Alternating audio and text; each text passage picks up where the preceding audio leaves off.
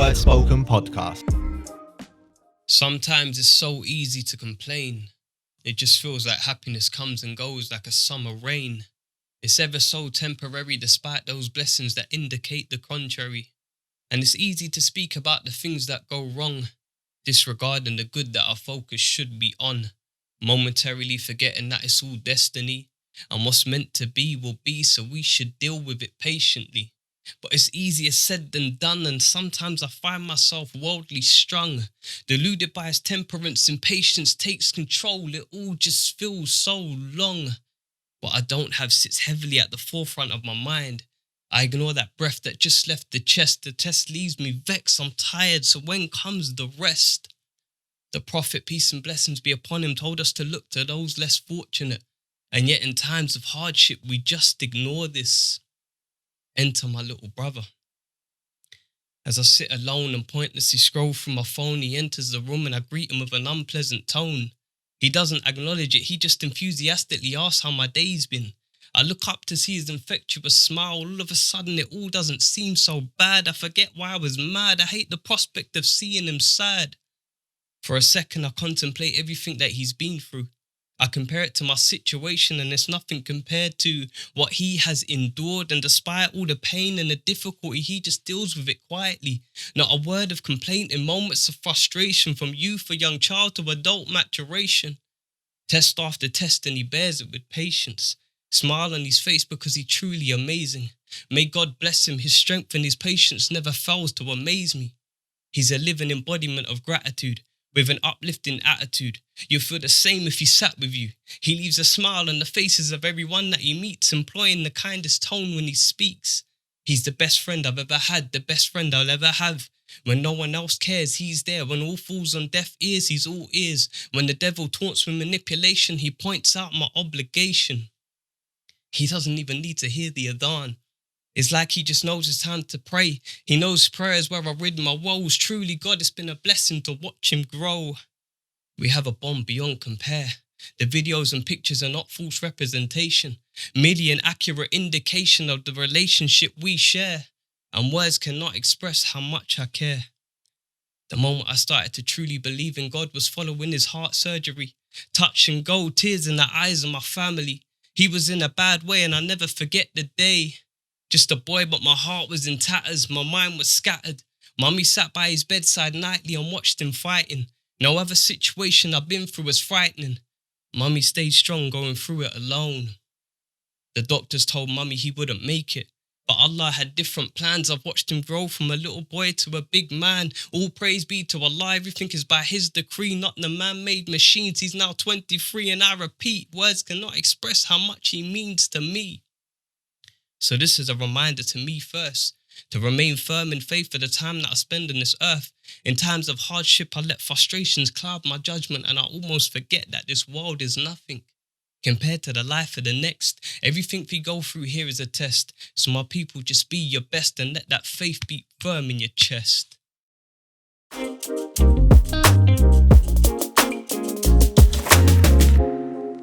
And we're rolling. Hello.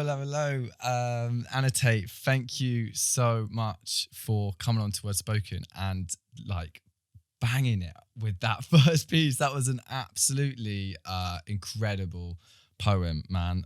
Thank you for coming on and thank you for having me. Performing that, buddy. So look, I thought maybe what we do, literally just to kind of kick things off here, is why don't you tell us a little bit about that first piece? Give us a little bit of kind of context to it. Yeah, sure, man. So most people that know me by now know that my little brother, he's not very little anymore, but my younger brother, he was born with Down syndrome and he also has autism and he deals with the additional complication of ADHD as well. Now, these have, of course, provided some very difficult times for my brother growing up. When I became Muslim in 2013, I was kind of struggling with certain things that were going on in my life that I had to get used to in terms of changes and difficulties that had affected my relationships. You know, not everybody was quite accepting of me becoming, somebody new to them, if that makes sense. And I was trying to find a way to navigate the way I was feeling and put that across. And this was after doing spoken word for a few months and feeling like I wasn't really getting anywhere. The quality was really low. Like, and I'm somebody that I'm my biggest critic, you know, my own biggest critic. So I can definitely admit when I feel like something's not good. So I felt like the quality was very low. And I said to myself, if I don't, you know, write something worthwhile soon, I'm just going to call it a day and just leave this to be. And one day I was on my way home rather from work. And I was just sitting there on the public transport that day, and just this poem started coming to me, like these words, and just started flowing through my brain. And I was like, I got to write this down, man, you know? And I started writing, and it just came. It's one of those poems I wrote quite quickly.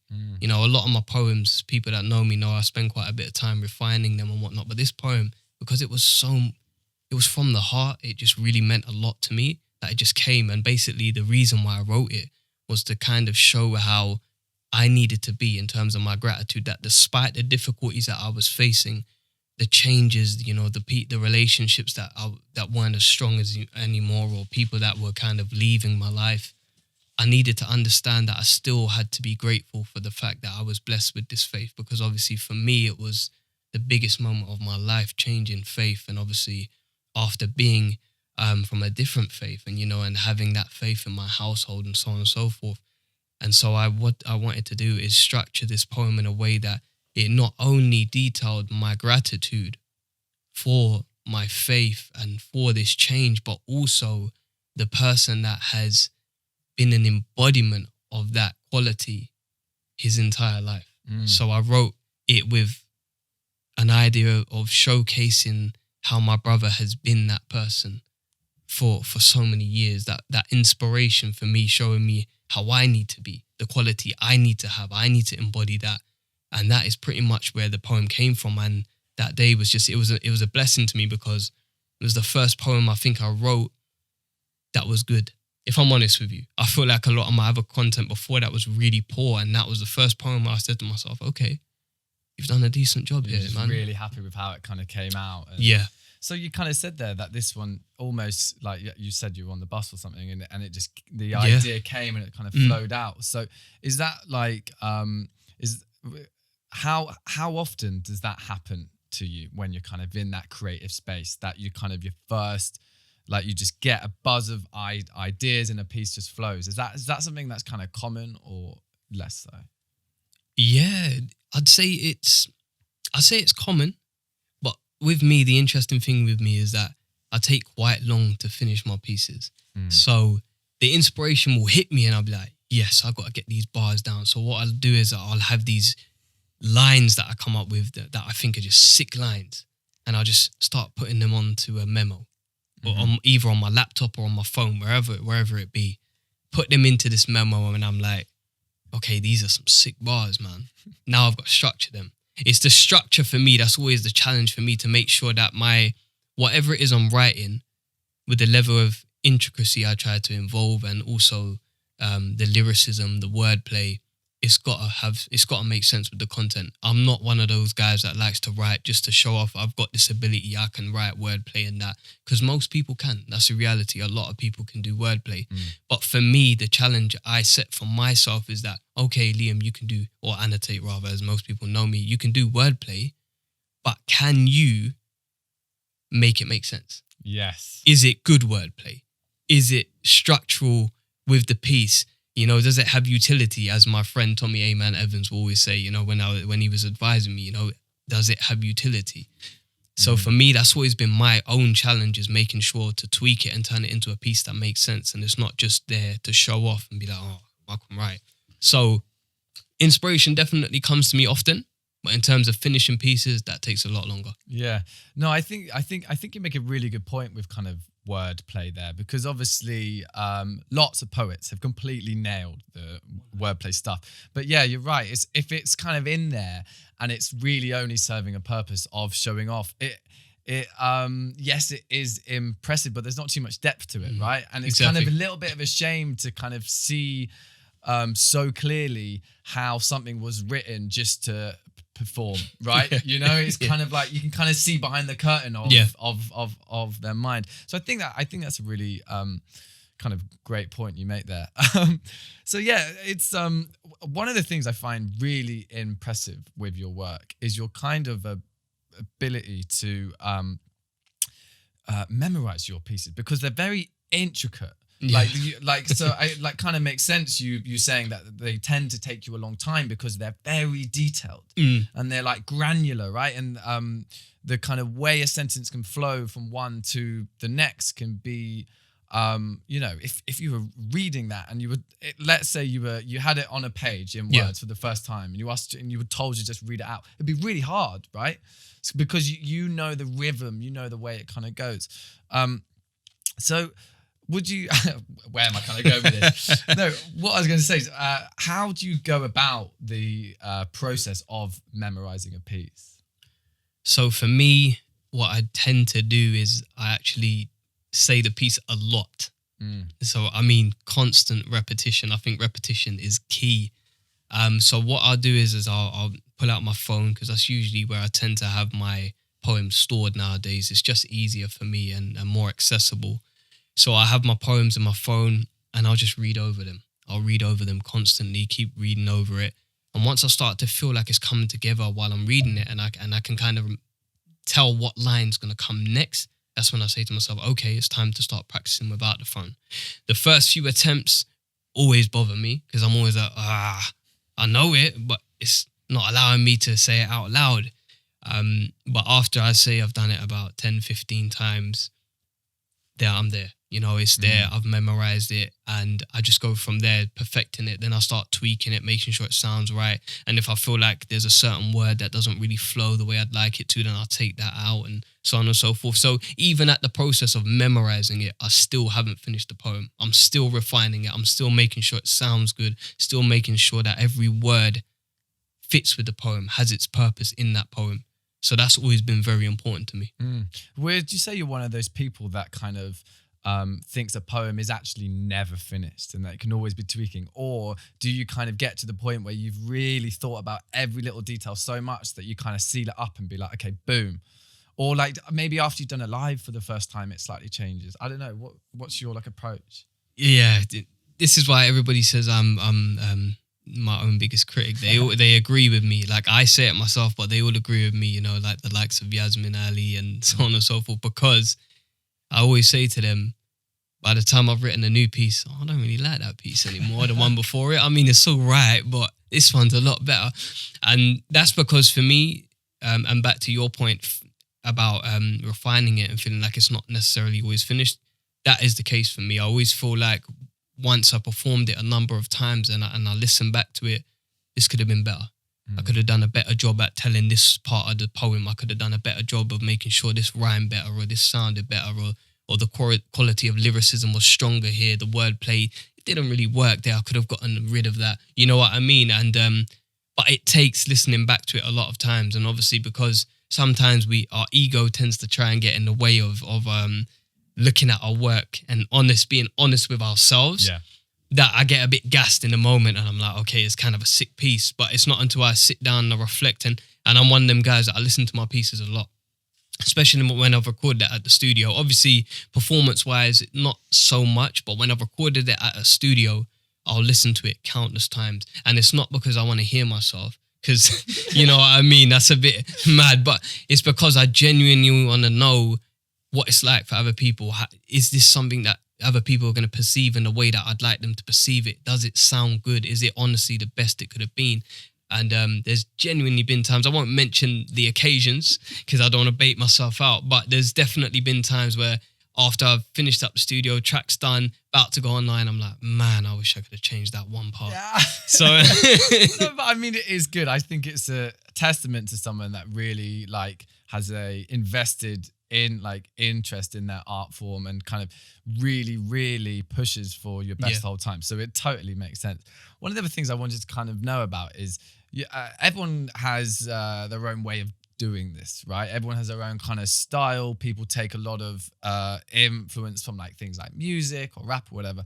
Where do you feel your kind of style has evolved from in your life? So it's interesting. I think when I first started out, I took a lot of inspiration from slam poets in the US, guys like Kodak, incredible poet from America, and Amir Suleiman. People like this really impressed me, and their work was of a really high level. Do you know what I mean? And that inspired a lot of my early pieces. It wasn't until later on when I changed my style and I wanted to become a bit more lyrical and test I wanted to test myself, in essence. I wanted to challenge my ability and see how far I could take this, how good I could become as a writer.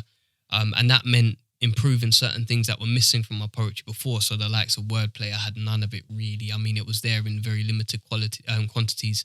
The lyricism, it was there, but there wasn't really multisyllabics or internal rhyme schemes and things like that. So I wanted to challenge myself. So I started listening to a lot of battle rap. And obviously I'm quite a big battle rap fan. And I think for me, that's been a big influence, a really big influence, because their wordplay and their lyricism is crazy. At times it's crazy. And I know a lot of musicians say, but they couldn't do it over at a beat. But for me, it's about appreciating that quality that they bring to the table, and the way they can utilize words is insane at times. Some of the things they say, I sit there and I'm like, my goodness, how did you even come up with that? You know what I mean? Like, where did that come from? So for me, that was definitely one of my biggest influences. I'd say as well, on the poetry scene, a few people that influenced me were the likes of Woodsy. Yeah. The first time I saw Woodsy perform, he really made me want to challenge myself, because I thought, damn, this guy's incredible. He really impressed me. Broken Pen was the same. This guy's a lyrical genius. I've got to challenge myself more. If I want to be on the same level of these poets, I've got to be challenging myself more than I am. Another guy is, he's not so well known, but he's called Sid. For me, his stage presence is second to none. He commands the audience attention when he performs. And he was the main reason I put my phone away. When I used to perform, I used to always have my phone at the forefront. Really? Yeah, man, I couldn't do it without it. I saw this guy jump on the stage and I said, man, if I want to reach that next level, I've got to be performing like this guy. And he was another inspiration. Khatab, the poet, Yasmin Ali, just to name a few. Would you say then that your kind of your confidence was something that grew over time then? Like it wasn't natural to you when you kind of started out? 100%. Oh my goodness, I was a wreck when I started, mate. Really? Seriously, shaking on the stage like that, with my phone in my hand. See, what is mad is obviously when you like perform now, and the pieces that you have performed for us on like the show and the ones you're going to do just in a little bit, I would have never have guessed that. I mean, obviously everyone starts out with not confidence, right? But like I don't know. I feel you've kind of really thought about your craft, and that kind of comes across in your pieces. So I think it's a kind of testament, right, to anyone that is starting out. Like, look how you can grow. Like yes, it's nervous when you start out, right? But if you start to kind of really focus on your craft, then lots of things can happen. So look, I think it's wicked, man. Why don't you tell us a little bit about the second piece that you're going to perform for us, which is entitled Writer's Block. So give us the kind of context. Sure, definitely. So I'm just getting a little FaceTime there. Tell us a little bit about this second piece. No problem. So, yes, Writer's Block. Writer's Block was actually inspired by a poet called Kodak, as I mentioned earlier on in the podcast. This guy, he had a poem called Mugshot, and it was based on police brutality in America. Now, when I listened to this poem, I thought, wow, this is incredibly moving. It's incredibly touching, this piece of poetry, and it's so well put together. It was phenomenally written. And I said to myself, I really want a piece that I feel like can be my staple piece, a piece that wherever I go, I know audiences are going to feel it. Because I know there's places I'm going to go and I'm going to deliver some of my poetry. Not all audiences want to hear wordplay. Not all audiences want to hear lyricism. Some audiences just want to hear you tell them a story. Some audiences want something a little different because they're hearing this stuff often. So I thought, what's a piece of mine that I can write that wherever I go, I know it's going to resonate with the audience. Either they're going to hate me for it or they're going to love me for it, but I'm going to get a reaction. And that's why I started writing Writer's Block. And pretty much it's about police brutality in America, but it also is about the US as well. The UK as well. And some of the things we deal with, such as at the time I wrote it, things that were prevalent in the UK, such as the acid attacks that were going on. My goodness, I think around 2017, I penned it, and the amount of people that were being attacked with acid was insane. So I wanted to kind of put forth this notion of how I was feeling about the whole situation, everything that was unfolding in front of me, from the police brutality, from the acid attacks, from the fact that there was a Muslim in America that was kidnapped and murdered by a man, the amount of people that have been stabbed to death, and also the fact that we had a president in America that was pretty much spurring this sort of behavior on. He was encouraging this sort of behavior and in people that are obviously, anti-black and anti-Muslim and so on and so forth. So I really wanted to write a piece that I felt got that across. And I felt like I managed to do that. Obviously, some people might be like, why did you write so much about America and the UK? You should have just kept it to the UK. But I felt it was important to write about both of them. Yeah. Because it was happening at the same time. What is mad is, so you wrote this three years back. Yeah. And how relevant it is today, right? Like, it's crazy. It's crazy. That is crazy. Well, look, I think we should listen to it. It's an amazing piece. I'm excited for people to hear it. So this is Annotate with Writer's Block. In the good old US of A, you can get shot for having black skin, kidnapped and murdered for being Muslim. In Great Britain, you can get bathed in acid by a supremacist, or shanked and beaten as a victim of prejudice. And if I'm exaggerating, somebody please explain to me why the lack of melanin is the measurement of relevant residents, accompanied by claims of white precedents, with individuals spitting the same hate as the president while preaching American reverence.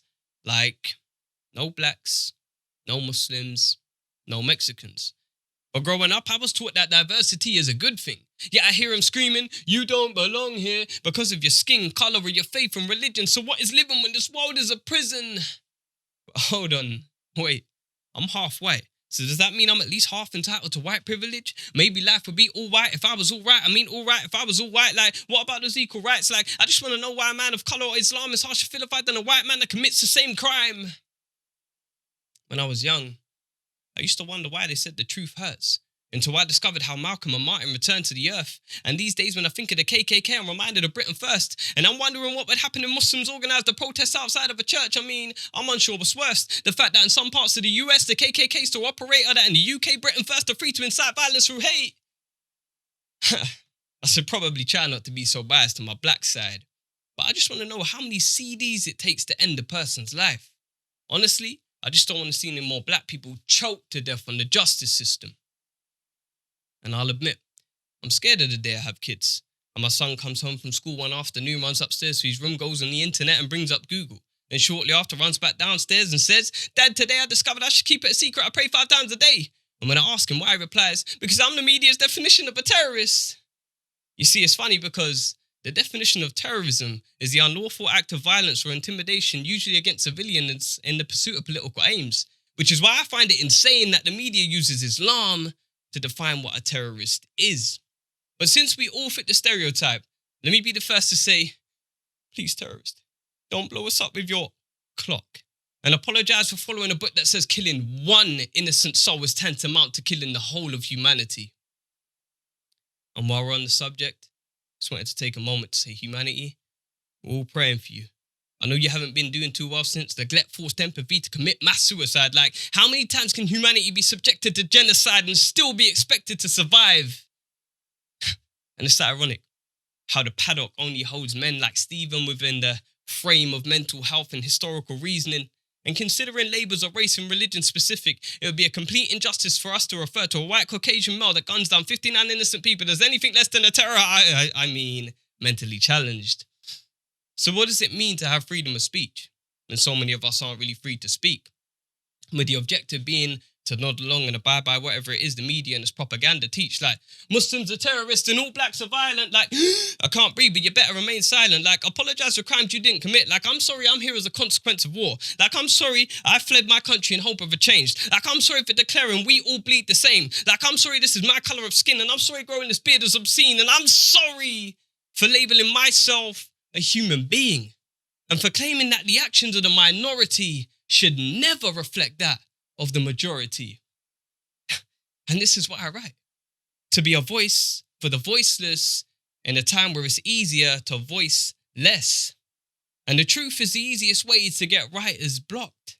But the truth is the only reason I don't suffer from writer's block.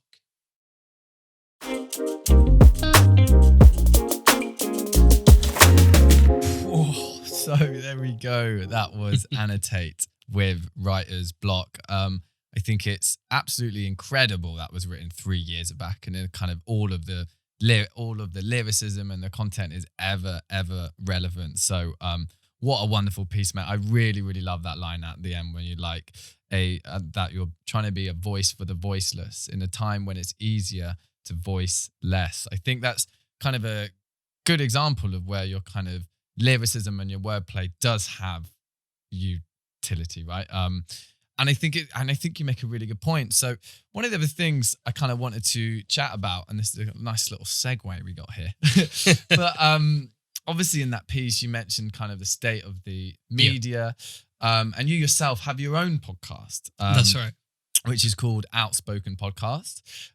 So yeah, I urge listeners to go and check it out. I think it's a really great show. Tell us a little bit about why you started the show and what people can expect from it. Yeah, sure. It's interesting because we actually started the show because we were inspired to talk about things affecting the youth. So myself and my co-host and obviously co-founder, Just Naeem, you can find him on Instagram. Cheeky plug there. We sat down one afternoon and we were just talking about how we'd like to bring certain conversations to the forefront, conversations that we felt needed to be had and were important. And one of the things we felt was missing were podcasts addressing issues affecting the youth. Now, obviously, I understand it's difficult to get the youth to listen per se, and I'm not going to sit here and lie and say that we've had many members of our younger community listening. But when we have had younger members of the community listen, they've been impressed. They've liked what they've heard. And the reason they've liked what they've heard is because they feel that we've genuinely catered the podcast towards them at times. Now, obviously, not every episode. You know, there's certain episodes that differ from why we started out. But that was the inspiration behind it initially. We wanted to have the chance to speak to people that we felt were pillars in their community, you know, people doing really good work, people trying to make a change. And that's why our line, our slogan is spark change. You know, it's time we spark change. That's why we try to speak to people that we think are doing that, people that are genuinely making big moves in their community. You know, the likes of Pachi Kusai, who's obviously his first name is not Pachi, but, you know, people know him by Pachi. Who's been doing some amazing work with the Forefront Project. You know, there's guys like Abdul Kareem, who was doing some amazing work in the borough of Lambeth, who we had on. And we've just had incredible guests like that along the way. And that was the main inspiration behind it. But I think as the podcast went on, the episodes continued, it started to evolve and it became more than that. Yeah, and I think it's a really good show. And I think it does, you know, as you kind of quote there, it does give a voice to like the voiceless. But I was wondering your kind of opinion on why you feel like these alternative forms of media are like so needed nowadays. Yeah. You know, like how would you kind of put into words what is lacking in the kind of mainstream media? I think there's just not really a voice for certain people. Do you know what I mean? I feel like the Muslim voice isn't really heard the way that it should be heard. I feel like there's this narrative against Muslims, you know, normally demonizing Muslims, to be quite frankly honest. There's not really anyone given a platform to truly convey what Islam is about, the truth behind our faith, you know, and dispel these misconceptions that exist and get rid of this false and foolish belief, really, that, you know, some people genuinely do have, and that is that all Muslims are terrorists, as I said in my writer's block piece.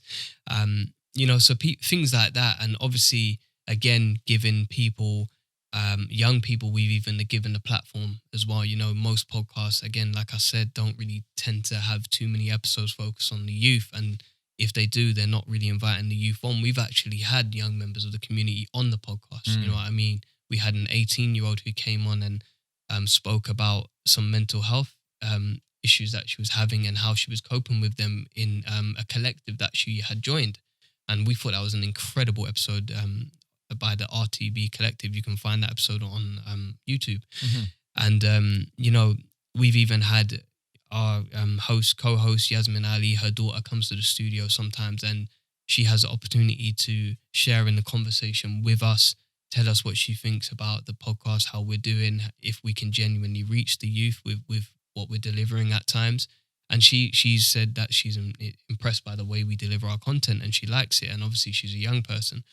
So I think it's just important to give people that are not really getting a chance to voice themselves that platform, that opportunity to do so. And because unfortunately the mainstream media doesn't always do that, you know, when we're hearing about the youth, often it's black youth. What are they doing?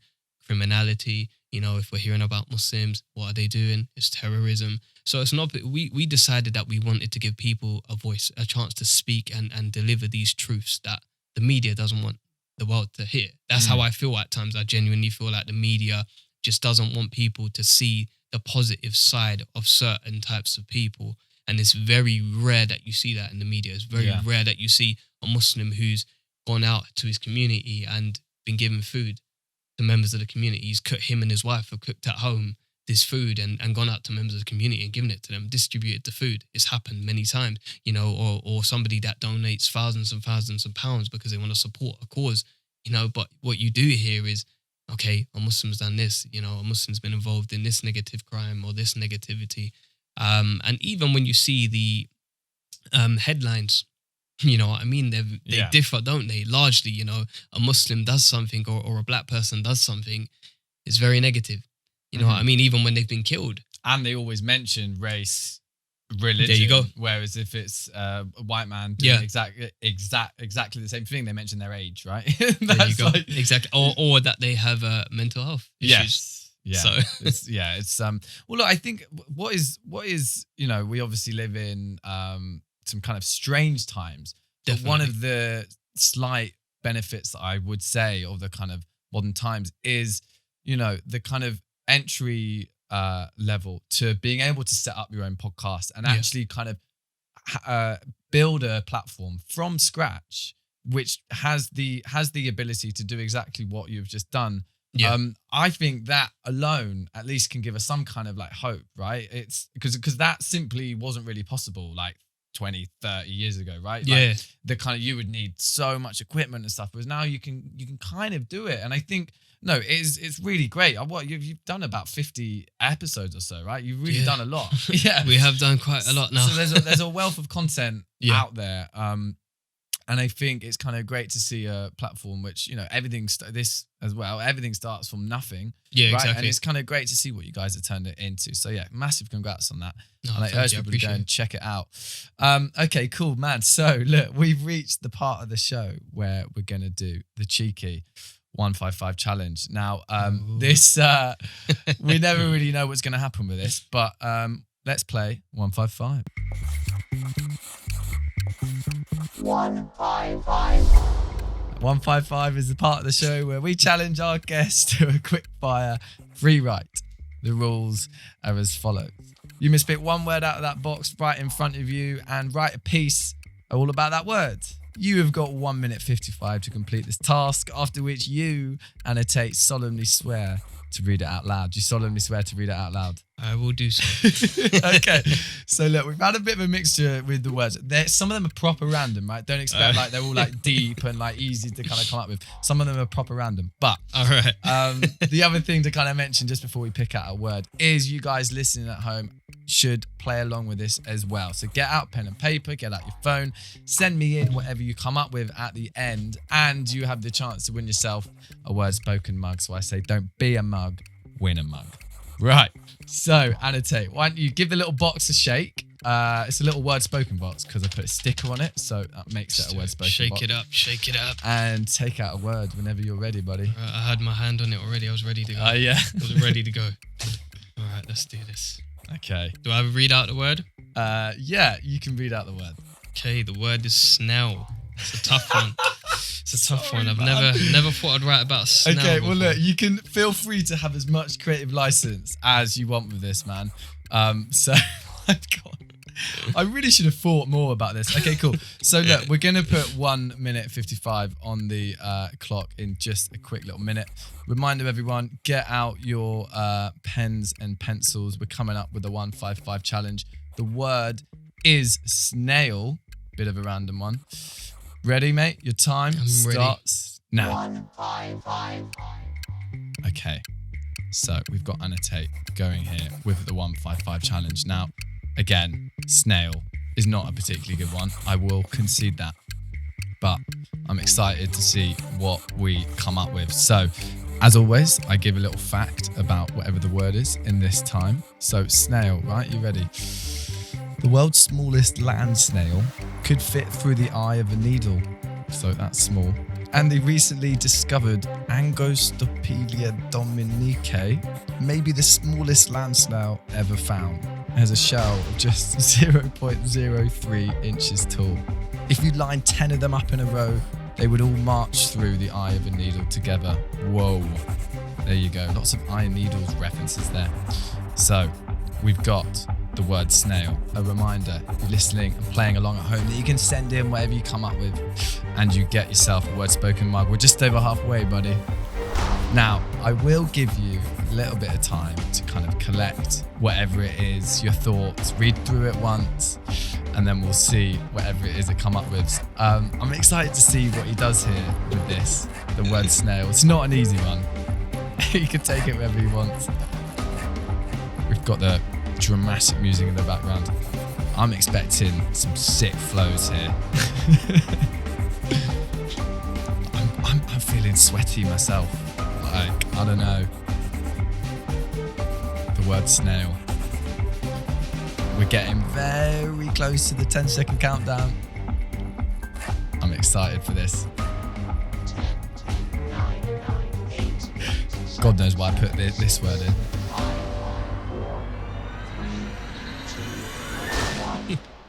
Put your pens down. Okay. Oh, man. Right, mate. Okay. This is awful. Okay. Well, you did solemnly swear. So look, what I will do, I always do this. I'll give you a little moment just to maybe read it through, kind of in your head, collate what you've kind of got, and roughly, yeah, you feel like you're ready? I could read it now, man. Yeah? It's not very good, but I'll go with it. Okay. So look, this is the 155 challenge with Annotate, and we have the word snail. Don't judge me. It's probably the worst poem I've ever written. I've never really been a fan of snails. I prefer ants. That's just the way I feel. Like I need to bail from this challenge, but oh well, here's some content from Annotate. Might not be great, but it's on the spot, so don't hate. Snails are slow. I'll nap my flow. I write, and each poem I grow. Yes! Fuck yeah! Fuck yeah! Dude, look, that's why I really enjoy this segment, because I gave you probably the hardest fucking prompt ever, right? But you put your Annotate stamp on it. That was really good. Well done, man. I tried. Don't judge me. No, mate, there's no judgment there, mate. That was spot on. Look, just remind everyone, send in whatever you come up with, right? Don't be a mug, win a mug, and you'll win a mug. Bro, I was like properly impressed with that. Oh, I appreciate it, man. Very, very good. Okay, cool. So the next thing I want to have a little chat about is you are, again, like you're probably the fourth person on this show that is from the Flo-poet Collective, right? So tell us a little bit about when you joined that collective. Sure. I think it was around 11 months ago now. I think if my memory serves me correctly, I might be wrong. I might be far off, but I think it was around that time. So I was performing on Flow, obviously, doing poems here and there.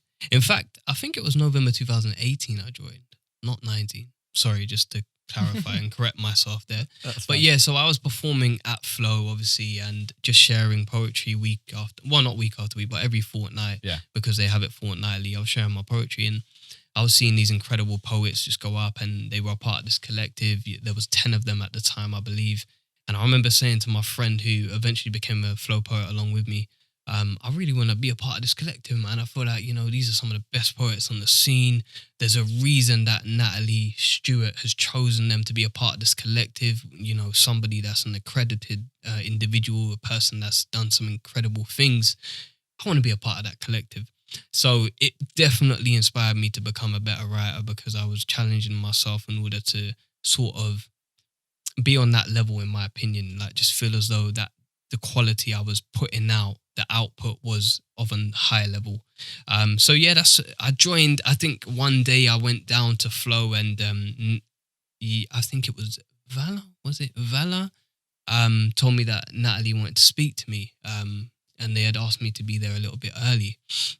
And so I got down there a bit earlier than usual, because obviously Flo starts at a certain time, and I was like there about an hour before.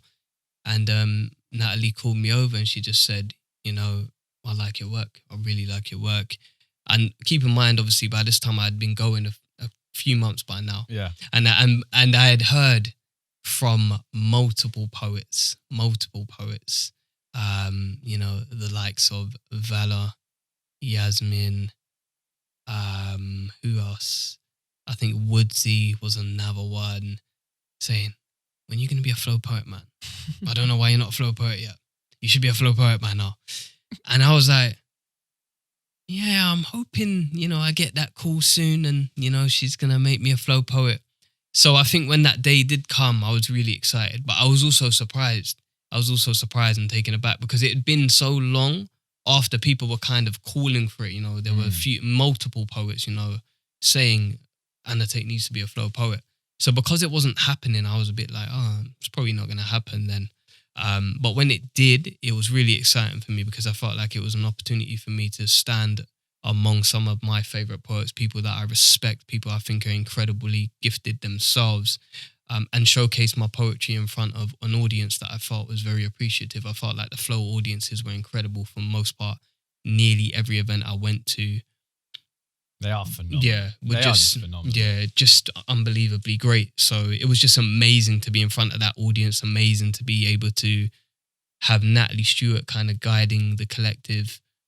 And yeah, I've just enjoyed it ever since. And I've probably gotten the dates wrong with when I joined, but please forgive me for that. How, obviously, past few months, there hasn't been any nights, has there, right? Any kind of live event. How have you found kind of not being able to perform live? I've missed it.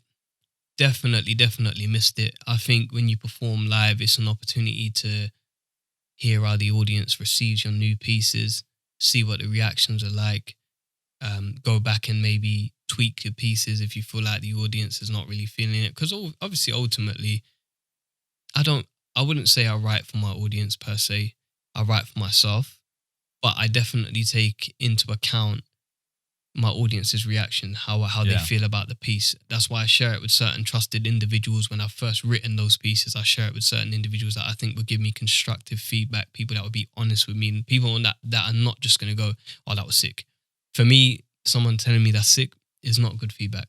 It's not good feedback. That's useless to me, because ultimately, and I don't mean that in a disrespectful way, obviously when people tell me I'm sick, I'm very, very grateful. But from people that know me, I don't want them to just tell me my piece is sick. I want them to tell me, okay, Annotate, here's why I think it's sick. Here's why I think this bit is not good, and so on and so forth, because that's the only way for me to not become complacent, for one, and to improve. So I've definitely missed the live performances, because it's not giving me that opportunity to stand in front of an audience, showcase them these new pieces, see what the reactions are like, and then see how I feel about overall about the piece and performing it, because sometimes the audience reception will dictate how often I perform a piece. Totally, yeah. Yeah, and I think what I love about live events and live nights is it's a two-way street, right? So it's about the people that get up and do their pieces, but it's also about the crowd, right? And getting that kind of feedback straight away, like really reaffirms the parts of your poems which are hard hitting, right? Definitely. You can think like this is the line, but actually no, it's the one after or the one before. It's really funny how that kind of happens. You also said something there which I think is also worth kind of having a little chat about is the people that know you know that you don't just want to be told that we're sick. you want some kind of feedback. You want some like maybe some points you could improve on for next time. And I think that's it is something that's very common within the spoken word scene, that kind of lack of critique of one another. Yeah. And it's unlike any other art form. So if you're like a rapper, right, you're constantly faced with critique. Everyone just says you're shit. You've got to continuously prove that you're not shit. Yeah. Right? It's the same with artists, right? You do a painting, everyone's like, what the fuck's that? Do you know what I mean? And I have a theory, right? It goes some way to explaining why spoken word is still quite a niche art form. Because in a way, it's quite self-inflating. So you can kind of quite easily build up this like, I'm fucking nailing it, but you're nailing it amongst a spoken word crowd, right? And very few people bridge that gap, and they nail it with everyone. You know, like George the poet, Kate Tempest, right? They have a broad audience, right? I don't know. Would you say that's kind of true? I guess in a way, the lack of critique allows more people to do it, so it's more open, right? But yeah, where like do you kind of fall on that line? I'm with you 100%. Literally do agree with you and everything you said there.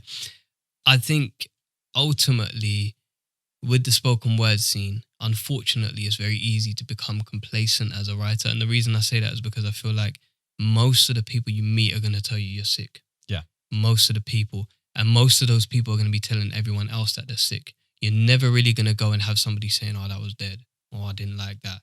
You know, you tried it didn't really work. Do you know what I mean? It's always positive, and that's a good thing in some ways. Obviously, ultimately, you want to be in a space that's positive. You don't want to go to a space and it's negative, you know. And I do like the fact that spoken word scene is a lot more forgiving than other arenas, you know. Like I said this on the podcast a couple of times to the battle rappers that I've spoken to, like likes of Tony D and Chilla Jones from the US. Battle rap is unforgiving. Yeah. You know, if you do a deadline, the crowd is not going to sit there and cheer it. They're not going to do that. If your wordplay does not work, the crowd are not going to sit there and be like, that's good wordplay. And I think it encourages the artist to be a better writer. And that's why, again, I'm influenced by battle rap, because I kind of when I'm writing, I kind of think about how would a battle rap audience react to this bar? I don't think how would a spoken word crowd do, not because I don't respect their opinion, but because I know that they're not necessarily going to want to be negative with me. So even if they don't like it, they won't tell me. Yeah. And that's not because they're lying to me or deceiving me. It's just because it's a very respectful space. And I love that about spoken word. But I also do think it has the ability to hinder a poet, hinder a person. And it also has the ability to inflate their ego. Because some people will be like, okay, I'm sick. My wordplay is crazy. But I mean, I have heard some wordplay on the spoken word scene that it just simply doesn't work. Yeah. But the crowd will go crazy for it. Even my own in the past, I've written some stuff and I've gone back over it months later and I've been like, right, the crowd went crazy for this, but it's awful. You know, it's not good wordplay. It doesn't work. It's a reach.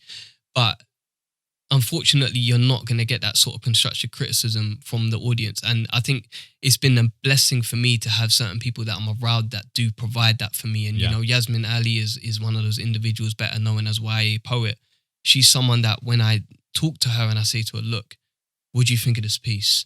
She will literally tell me what part she thinks is good and why. She won't just say that was sick. She'll be like, okay, this part, this line, this particular, she'll point out a line, which is amazing because for me, that means she's literally gone back and listened to the piece more than once. Yeah. In order for her to give me a genuine opinion over the work. No, I like think it matters a lot. I like think it is really important for, you know, not necessarily to change the character of the scene, but for spoken word artists, just be aware of that fact. Right? Yeah. Like be aware that the scene is very welcoming, and yes, that is a bonus, but it might hinder you from pushing yourself to your best. Definitely. Right? So I think that kind of makes sense. So look, we've reached the part where we're going to hear your third and final piece. Give us a kind of brief preamble to this piece, which is entitled Confessions. Yeah, so this piece is essentially based on my feelings towards the poetry scene. Oh, there we go. It's interesting because I wrote that piece in 2018. And it pretty much goes through how I felt about the poetry scene at the time, my frustrations with the poetry scene, the feeling like despite the quality of work I was putting out and delivering on stages, I wasn't really being given opportunities.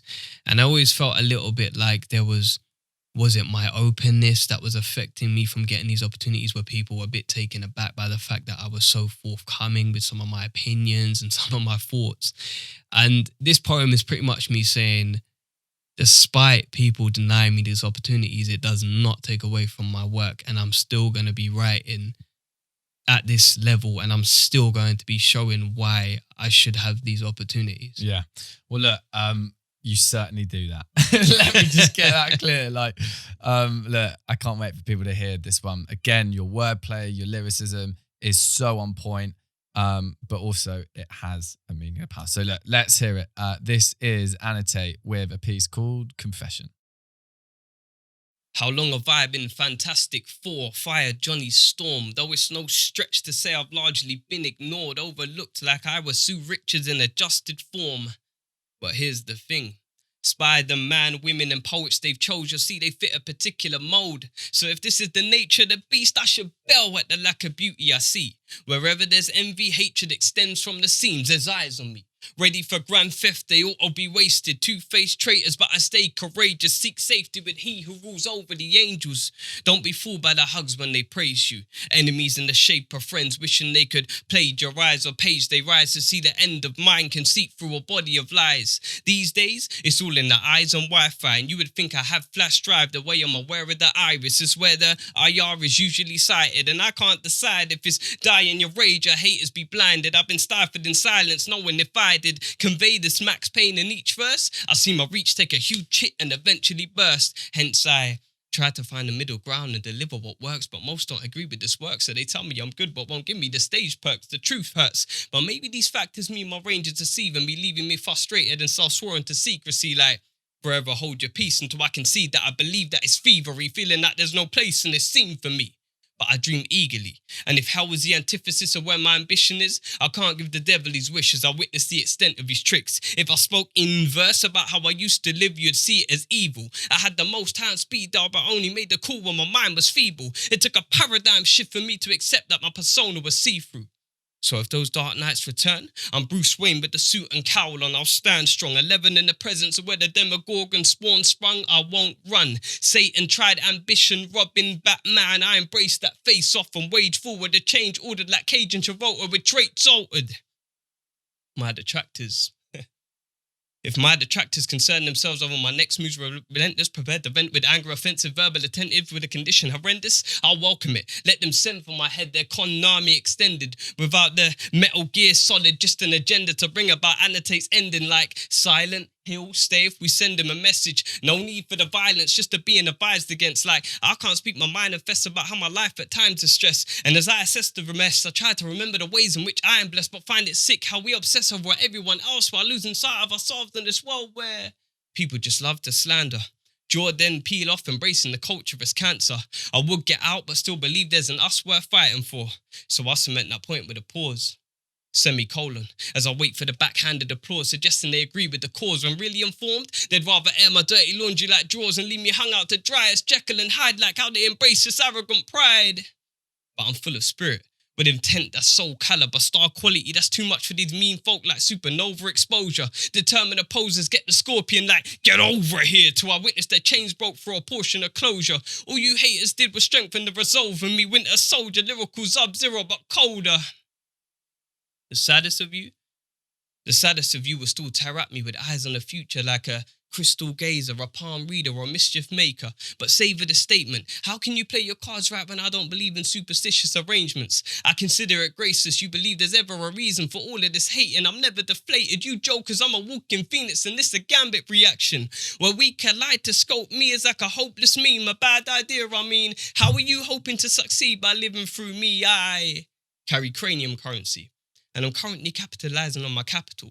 And to cap it off, I'm ushering in a new era without the caps on. I feel I could speak at this scene and this era's forever. Take action with current measures, amped and unfettered. If our wires cross, I refuse to plug like a broken socket. I don't need the spark when my properties are electric. I Wouldn't offer a clown a penny for their thoughts. I'm Pennywise. With my eye on the prize, I've got more to offer than just rhyme. Listen as I let the flow assist whenever I spit. I'm destined for greatness if I choose to embrace this. It's crazy how I found support in a vortex as I chase success. So it's time for the fusion. Hadouken, YA pen. Deem it battle rap, lack and abuse it. Call it useless till I switch movesets and it's a fatality, brutally ruthless.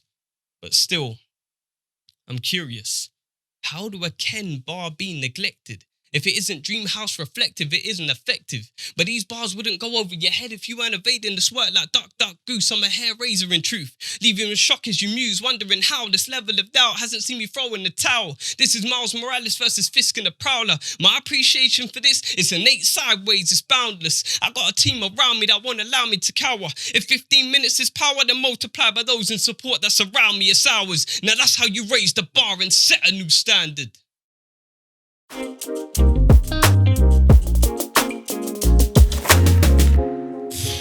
Buddy, what the fuck?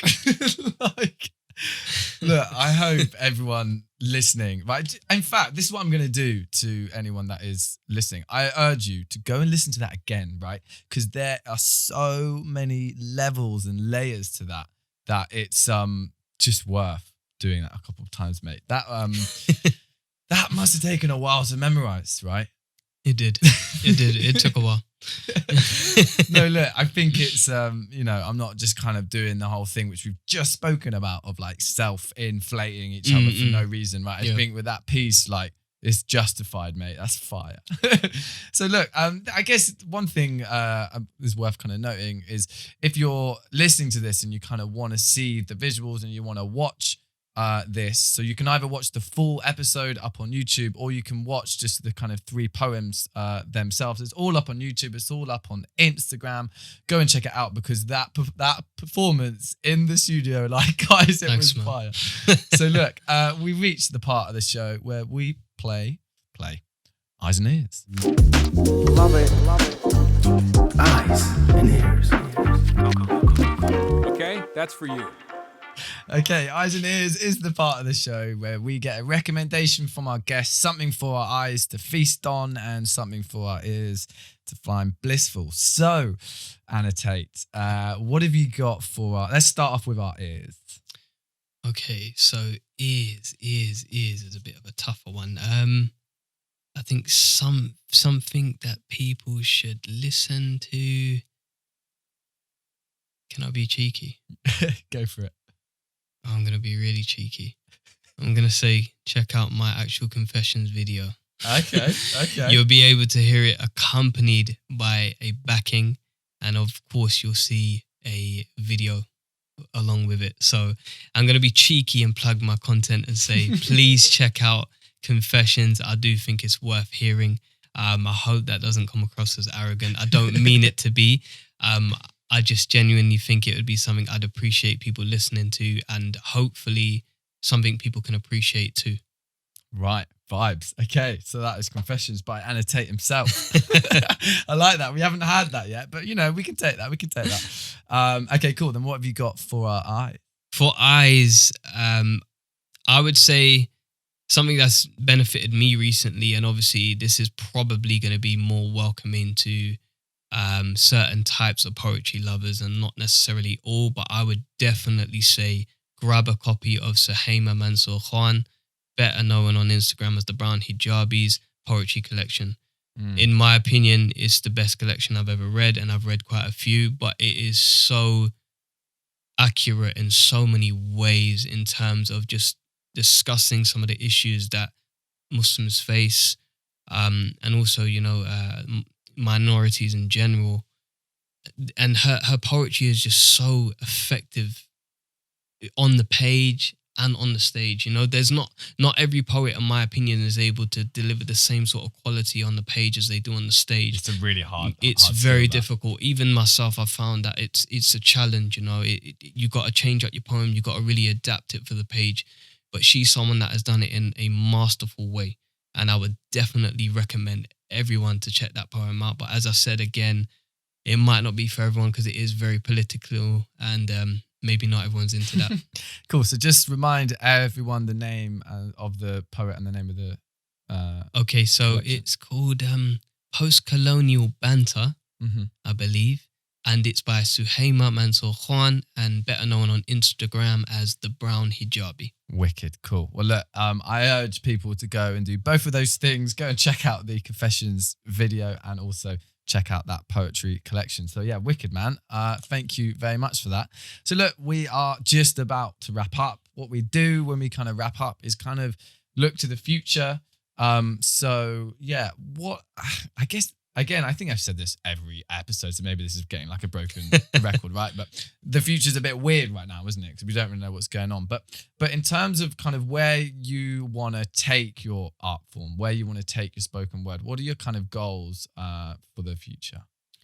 Well, I'd definitely like to perform in spaces where opportunity is rife, meaning that the people that are going to be in those spaces, it's going to open doors for greater opportunities in the future to actually go to places where it could lead to, I don't know, well-paid opportunities, perhaps an opportunity to work alongside people that I've never met before, people that are doing this on a bigger level, things like that. I think it's important about who you know. Sometimes that enables you to get further with your craft, and that's not a shot at anybody's talent, because obviously there are some people that are incredibly talented and also know people, but there are also, I think, some people that don't know anybody and unfortunately don't necessarily get the opportunities that they deserve. And that's not something I'm saying about myself, I'm just being general with that comment. So I'd definitely like to be on bigger stages, of course, who wouldn't? I'd definitely like to be performing in front of bigger crowds. And I'd definitely like to be making more money from it. I mean, I think that's something that most of us poets can be honest about, is that we'd like to make money from our craft. And it's always a bit of a disappointment when it's so difficult to kind of find that support from organizations that do run events, when more often than not, places kind of do want you to perform for free and so on and so forth. And that's something I learned the hard way of, because I used to run events myself. And initially I couldn't really afford to pay my artists, but I felt so guilty by the third event that I was like, I got to pay them something, even if it's a small sum.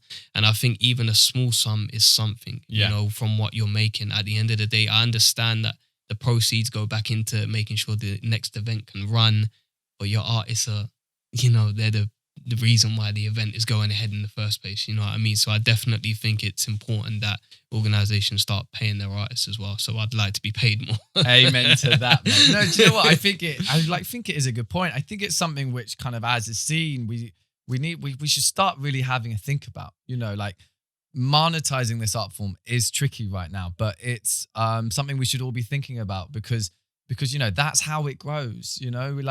I definitely want to see more people, because why I started this show is because there's such a wealth of talent on the spoken word scene, right? And I kind of saw that pretty quickly from getting involved and was like, why is this not visible elsewhere? We need to shine a light on the kind of talent that we have, and like thinking of ways of kind of being able to monetize it and be able to kind of generate some kind of income for more people that deserve it is it's definitely the way forward. So I like that mindset. Look, mate, thank you so much. Time has flown by, buddy. We've had 3 incredible pieces. We've had Gratitude, Writer's Block, and Confession. We had great recommendations for our eyes and ears. You nailed the 155 poem all about a snail, man. I was super impressed. When you picked that word out, I was like, oh, what have I done? But look, you absolutely smashed it. Thank you, man. I appreciate it. Thank you so much for coming on the show, mate. It's been an absolute pleasure. It's been my pleasure, honestly. I've really, really enjoyed being here. It's the first podcast I've done in over a year, so outside of my own. Other than yours. Yeah, so I mean, to be a guest on a podcast is a wonderful change. I welcome it. So thank you for having me. You're more than welcome, man. Remind people where they can follow you on Instagram. Of course, Annotate _ on Instagram, and please do subscribe to me on YouTube as Annotate. Wicked. And also check out Outspoken Podcast. Yes, wicked, please buddy. do. Thanks very much. We'll Thank see you very everyone much, man. next week. Cheers.